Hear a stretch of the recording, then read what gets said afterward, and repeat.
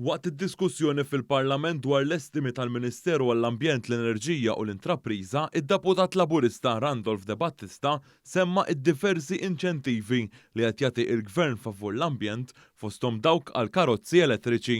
X'differenza, Sur President? Il-Maltin u l-Awċin jingħataw 11,000 euro jekk jeqilbu għal karozza elettrika f'dal pajjiż u titla' sa 12,000 jekk tuża wkoll l-iskema tal-iskrapjar.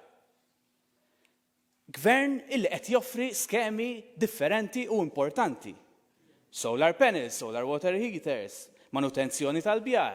Id-deputat Cressi Dagalja semmit l-importanza tas-sussidju tal-Gvern fuq il-prezzijiet tal-enerġija li qed iwieżen kemm lill-familji kif ukoll in-negozji fi żminijiet ta' sfida. Differenza minn Partit Nazzjonalista illi meta kien affaċċjat bi kriżi meta hu kien qed jamministra l dan il-pajjiż qal illi urajna illi l-peace tal-prezzijiet, il-pis anka tal-enerġija tafaw kollu fuq il-poplu Malti u Awċi. Riċentament rajna wkoll il-kap Bernard Grek illi qal illi jekk jolew il-prezzijiet barra minn xtutna ser jolew hawn Malta wkoll. Id-deputat Melkin Paul Aġuż Galja tkellem dwar l-importanza tar-riżorsa tal-ilma f'pajjiżna u rrefera għall-iskema li se tagħmel il-ġid f'dan il-qasam. U fil-fatt, matul is-sena 2023 ir-Rews li hija r-regolatura s-servizzi tal-enerġija u l-ilma ħajat inċentivi biex bjar ta' djar antiki jiġu rinnovati.